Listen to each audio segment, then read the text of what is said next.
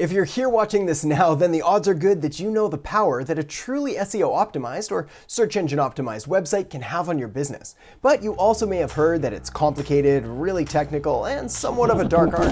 Which is why in this video, I'm breaking down the exact 6-step strategy we use inside the agency to consistently rank #1 on Google, and you can get started with this today even if you're a brand new beginner. Alright, let's get to it. Hey there, my name is Erhart, Modern Marketing Strategist, and welcome to the Modern Marketing Show, where we help you generate more leads, customers, and sales for your business by making way better marketing. So if you're interested in learning the latest and greatest marketing strategies, tools, tips, tricks, and tactics, well, you may want to consider subscribing and hitting that notification bell. Alright, let's talk search engine optimization, or SEO for short. Now, it's no secret that I believe SEO is an integral part of a small business's marketing strategy, and it holds a special place in my heart, seeing as this one strategy alone helped me grow my first 6-figure agency. But knowing SEO is important, and knowing how to actually go out there and implement and execute on it are two completely different things. Which is why in this video, I'm going to be breaking down the exact 6-step strategy we use inside the agency, so you can follow these steps and consistently rank your website or your client's websites on the first page of Google. Now, full disclosure, this video is sponsored by SE Ranking, which is the tool we use inside the agency, and I'm going to be referencing it multiple times throughout the video as it plays a key part of our overall SEO strategy. It's a great tool. It's used by over 300,000 people and has 35 different SEO tools embedded in it. So it's perfect whether you're a brand new beginner and just getting started with SEO, or if you run multiple client accounts in an SEO agency just like ours. Plus, if you're interested in trying out the software, I'll make sure to include a link in the descriptions below, which will give you access to a free trial so you can try it out for yourself.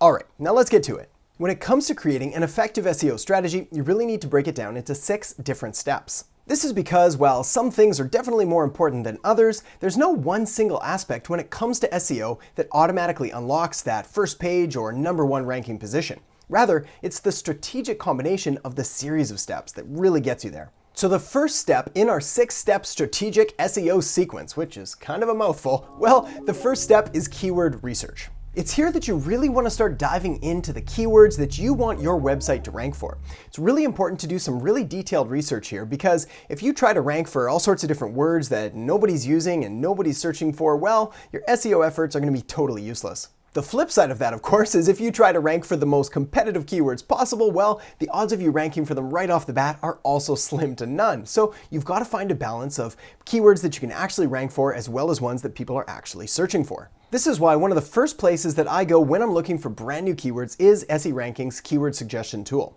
Alright, so let's use a fictitious example here and say that we've got a coffee shop in Los Angeles that we want to start ranking higher for.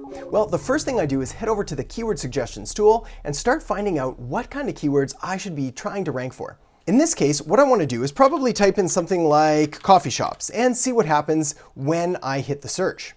Alright, and as you can see, what's happening here is I'm getting just a ton of different data that I can use to start researching into and seeing which one is going to be most beneficial to me with my LA coffee shop. So, for example, I can see that we've got some similar keywords, including coffee shops near me, coffee shop, coffee shops, donut shop coffee, starting a coffee shop, start a coffee shop. Some of these are going to be relevant, such as coffee shops near me and coffee shops, and others are going to be completely irrelevant, like starting a coffee shop and start a coffee shop, which would be great if I was planning on teaching people how to start one, but because I'm trying to generate more traffic for my coffee shop, this one's not really going to pan out. Now, the next tab that I really like to dig into is the long tail keywords, because as we just discussed, it's one thing to try to rank for words that people are actually using, but it's another entirely if we're trying to rank for words that people are using that are just already hypersaturated and incredibly competitive. So as we scroll down the long tail keywords, we can see that because I didn't put coffee shops in Los Angeles, it's going to give us all sorts of different ideas, but we can use this later. For example, we'd want to use coffee shops in Los Angeles coffee shop, urban coffee shop Los Angeles again probably, maybe coffee shop Los Angeles, California, and so on. So the first thing I want to do is head over to Google and type in one of the keywords that I found that I think is most relevant. In this case, we're going to use coffee shops Los Angeles, and we're going to see what pops up. Now, we've got a good example right here in the Google Maps, so we'll click over there and pull up their website so that we can start diving into what keywords they're using in order to get these rankings. Once I have their URL, I head back over to SE Ranking and I plug the URL into the competitor tracking, which is going to give me all sorts of different details. In this case, this is the information that I get back. I can see their organic keywords, I can see traffic costs, I can see their estimated traffic, and I can see the keywords that they're ranking for.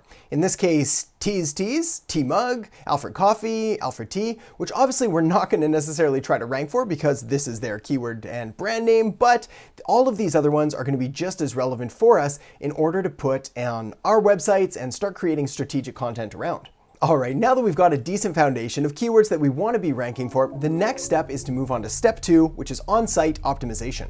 Now, the first part of proper on-site optimization is to take advantage of many of the tools that Google gives you, including Google Analytics and the Google Search Console, which is going to give you a ton of data on your website, where people are going, how they're getting there, what pages they're visiting, how long they're spending on your site, and so on. Also, if your business happens to be local, well, you want to make sure that you're registering for a Google Maps location, which is going to give you even more opportunities to rank on that first page. From there, it's kind of techie stuff like a robots file, an XML sitemap, an SSL certificate if you can to make sure your site's secure, and making sure that the URLs you use have nice, concise, and accurate names rather than weird, funny, long, or completely irrelevant URLs that aren't going to do any good things for your SEO rankings. Once that's done, it's a combination of improving and fixing any broken links, improving page load speed so it loads faster when someone visits you, and a few more other advanced strategies to make sure your website's running in tip-top shape. This is why I'm such a big fan of running frequent website audits with SE Ranking, as it evaluates all key parameters of website health, parameters per page, meta tags, headings, image optimization, link analysis, usability, and so on. Not only that, but I can also download or send a PDF report with all the necessary data to my team or directly to my clients if they're into seeing that kind of technical analysis. Now, this part shouldn't take us too long, but it is incredibly important. You see, ever since 2015, when Google really came out and said that mobile-friendly and mobile-optimized websites are getting priority, well, it's become even more important to make sure that your website is mobile-optimized. This means that the user experience is designed or at least accommodates a mobile device as well, or preferably better than it would on a desktop, especially as more and more people are consuming content from their mobile devices. Alright, so once that part's done, it's time to move on to step 4, which is to develop a content strategy. Now, fortunately, because you've done your keyword research, because you've done your competitor analysis, and you know what keywords you want to rank for and what pages of your competitors are ranking, well, you're going to have the hierarchy and kind of a framework for a really solid content strategy that you can go out there and start building on. Once you've decided on what kind of content you're going to want to build on your website, you really want to focus on ensuring that it's formatted correctly with proper titles, proper headings, and proper keywords sprinkled throughout the body copy. As a bit of a bonus tip, if you can add a blog to your website, that's even better, because it'll give you an excuse to continually update new and fresh and relevant content, ensuring that you're always providing new information to the search engines. Alright, and that leads us nicely to step 5, off-site optimization. You see, now that you've got your website in tip-top shape, it's time to move off-site and ensure that the links coming into your website are providing the right and relevant quality and quantity that you need to boost your rankings. You see, a key factor when it comes to improving your search engine rankings, as you've probably already heard, is not only the quantity, but more importantly now, the quality of the links being directed to your website. This is easily one of the most important factors because what it is its external validation that your website is worthy and relevant and valuable and deserves one of those coveted top positions. This is also where I'm such a big fan of SE Ranking's backlink checker, as all I need to do is put in any website URL at all, and it'll generate a report showing me all of the links that it has, including the domain trust, which means basically how valuable that link is, as well as where that link came from, so I can go out there and decide if I want to try to acquire this link to point at my site, which can only help to boost my rankings as well. You see, this part is huge because it eliminates the guesswork of trying to sort of just figure out what links are actually pointing to your competitors so you can generate the same ones, and basically tells you exactly what you need to do so you've got a proven roadmap and a blueprint to follow to go out there and get the exact same kind of links. Now, one important thing that I really have to mention here when it comes to link building for your website is that quality is significantly more important than quantity. Yes, you do need a sufficient number of links pointed at your site, but they've got to be from really secure and trustworthy sources. Otherwise, you're well on your way to tanking your rank. Oh, I like the sound of that. Which could potentially wipe your site right off the search engines. So stay safe out there. Alright, and the 6th step when it comes to developing a solid SEO strategy is to supplement it with a sufficient social media strategy as well. You see, aside from all the obvious reasons that you'd want a social media strategy, like increasing brand awareness and driving more traffic, well, by deploying this as part of your SEO strategy, it's only going to further help increase your rankings. The reason this is so effective is because by using social media to essentially increase traffic and increase engagement and increase the way that people are interacting and engaging with your website, well, all of these things are indicators to the search engines that your website is relevant and valuable and worth engaging with, which will only help to move you further up the search rankings. The key with an effective social media content strategy is to make sure that your content is relevant and valuable and share-worthy, because at the end of the day, it's the engagement metrics and the traffic that gets driven back to your site that's really going to help move the needle.